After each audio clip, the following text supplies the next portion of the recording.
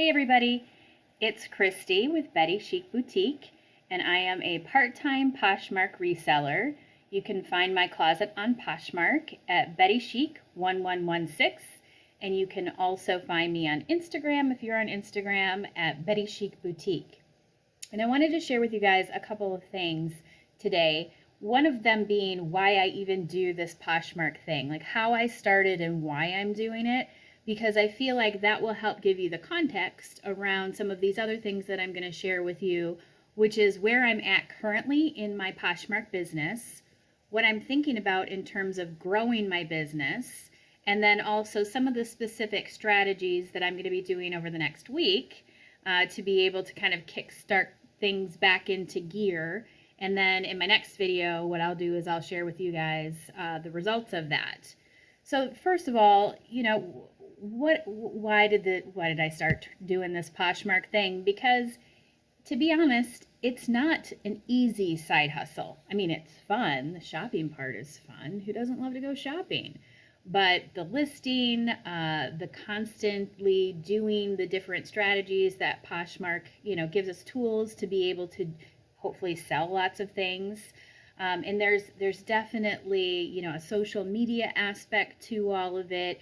It's not something that you can, if you're looking to make some serious side hustle type of money, that you can just do for an hour a week and expect to have extraordinary results. It takes a lot of time.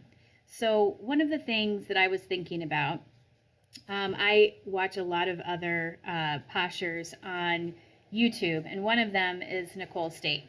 If you don't already watch Nicole's videos, you should definitely check her out.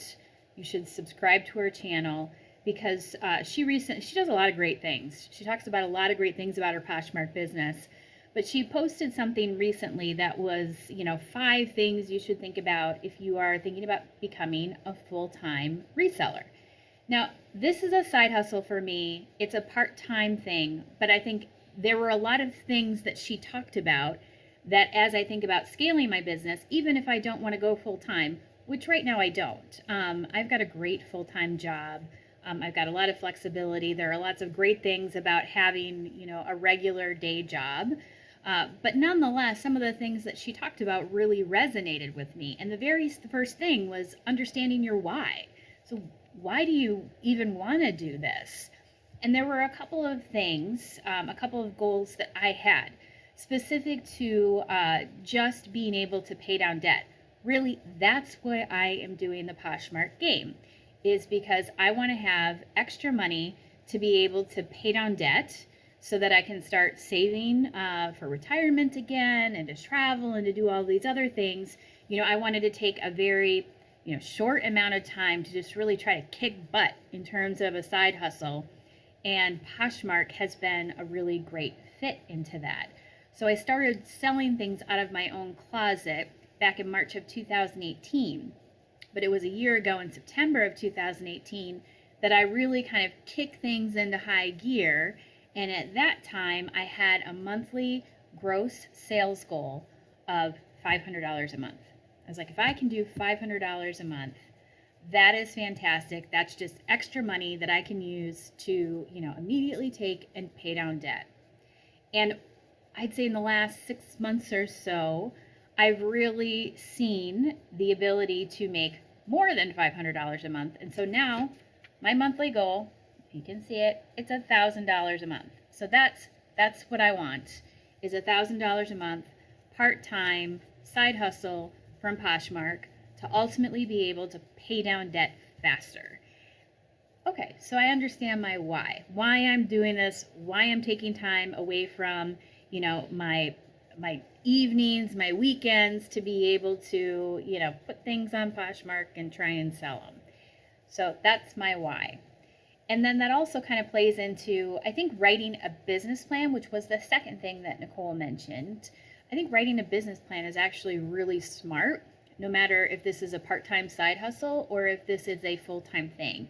So I need to get myself organized around that, because some of the things that she mentioned around holding yourself accountable, setting a schedule, ensuring that you're showing up every day to be able to do the things to meet your business goals, to address your why. Like it all flows and makes sense. October of this year, so just last month, was my best month I've ever had on Poshmark, and I did just over $1,200. Now that's gross. That's not taking into account my cost of goods or what I spend to have a virtual assistant helping me. But nonetheless, I'm on the positive side of making money and making a really nice side hustle when I'm making that kind of money. So I have mentioned in my past couple of videos, I was talking about the holiday boutique, pop-up boutique that I was working on. And so coming off of October and going into November, I was really focused on all of the things that I needed to accomplish to try to make that event successful, which is how I completely kind of like missed apparently this big thing, this big glitch that happened with Poshmark at the beginning of September. I knew that my sales had slowed down, but I was attributing that simply to the fact that I wasn't, continually doing some of the things that I needed to do to be able to, keep those constant flow of multiple sales a day happening, which was happening for me in October for sure. I had focused on getting a whole bunch of inventory for the boutique, organizing everybody, doing the push and promotion around that. So when I kind of like came out of the pop-up boutique, haze that I had been in, I definitely noticed, wow, sales are just not where they needed to be. And if I have a constant goal of wanting to make $1,000 or more a month, then I need to kick my butt in gear here, because something needs to change, because what I'm doing, which was kind of like maintaining status quo, was really not working. Now the good news is I pulled my sales report yesterday. You guys, if you're not pulling your sales report on a regular basis and checking out like where you are in terms of, your overall sales and what's selling for you and your average sale and things like that, if you're not looking at that regularly, that's got to be part of your business plan, and so you should do that. I have a video that I did very early on about utilizing your sales report for some really quick and simple information, and I'd encourage you to check that one out if you haven't done that recently or ever. But as I said, the good news, when I went and pulled my sales report yesterday, I was pleasantly surprised to see I was well over halfway to my monthly goal, and really that was coming on the back of everything that I had been doing in October. So my first, month, or my first week and a half or so of November was still really strong, because I was getting, the benefit of the bump that I had from October. So the things that sold at the very end of October that my buyers were accepting into November, I'm in a far better position than I thought originally I was, which is great. But nonetheless, because sales have slowed down, I needed to think about, how am I going to, kick that back up again? And so yesterday, I participated in Closet Clear Out for really the first time since the video I did about a month ago about closet clear out and how I think it really does work for me. I went through my entire closet and everything that I had not listed in, say, the last month, and if it had a like on it, I was dropping the price so that they were going to get notified about that discount and then the shipping discount.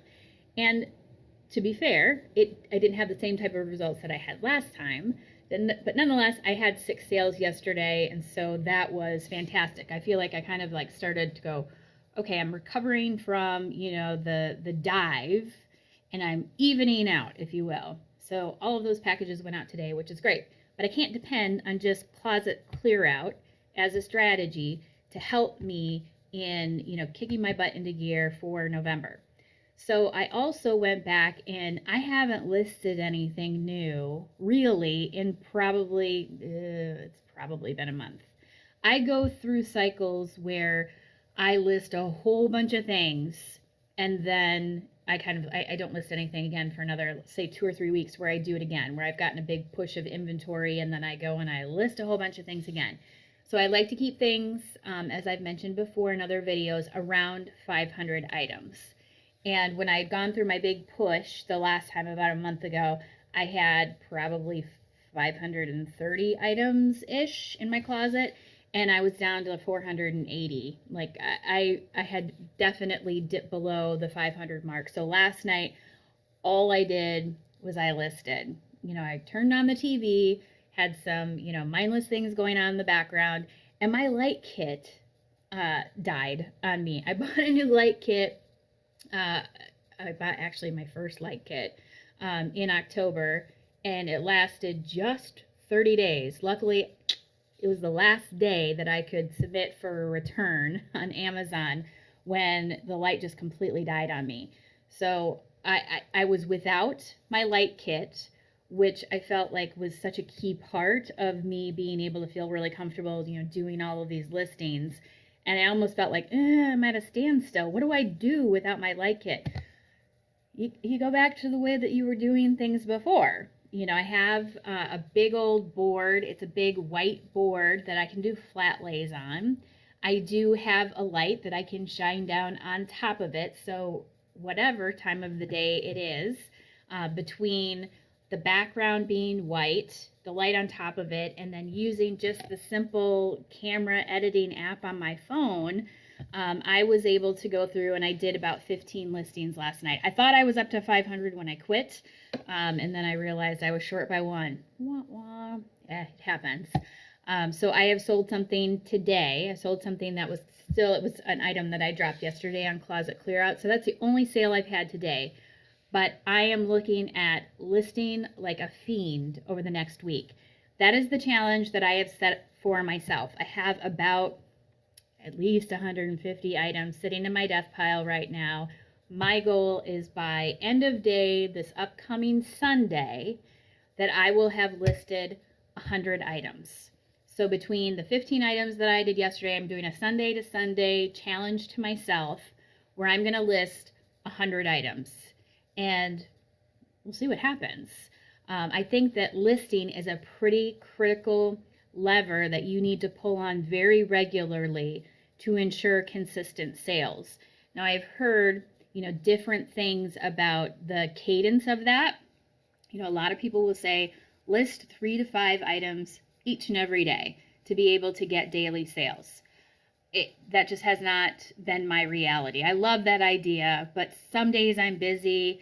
I could stack up photos on my phone, but I'm one of those people that really likes instant gratification. So if I've got a photo on my phone, I want to get it listed so I can potentially be making money. So that is my goal. Sunday to Sunday, I am going to list 100 items. If I can spend, say, 2 to 3 hours a night, and then I have nothing planned for this weekend.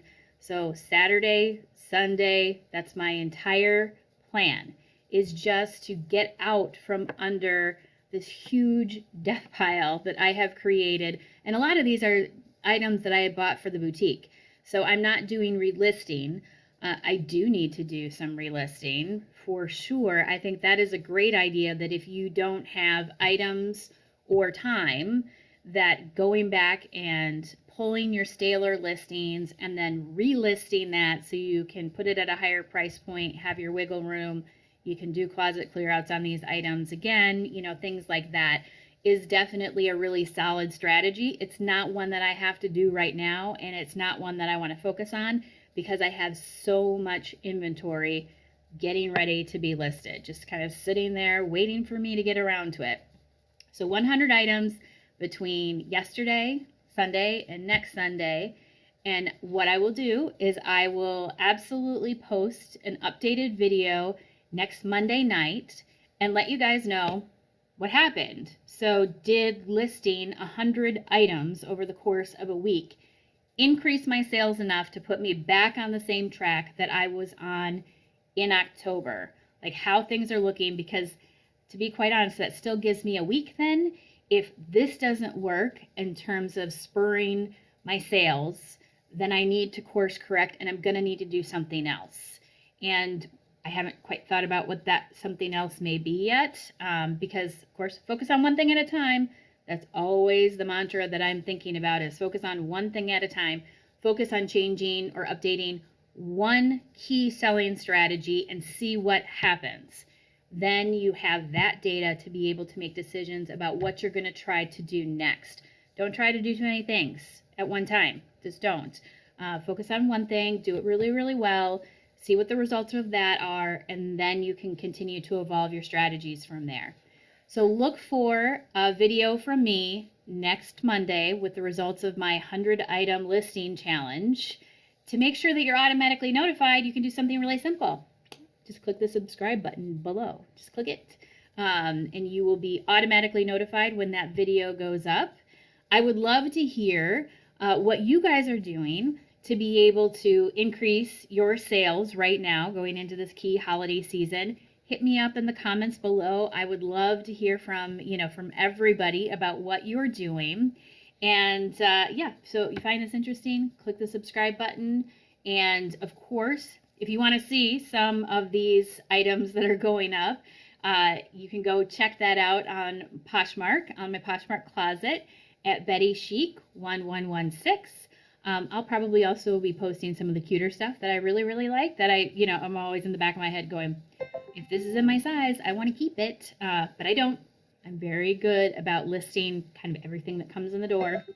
So I'll probably be posting some of those things over on Instagram if you want to check that out as well. You can find me on Instagram at Betty Chic Boutique. And hope to hear from you guys soon. Otherwise, I will see you next week with the results of my listing challenge. All right, have a great one, guys. Bye.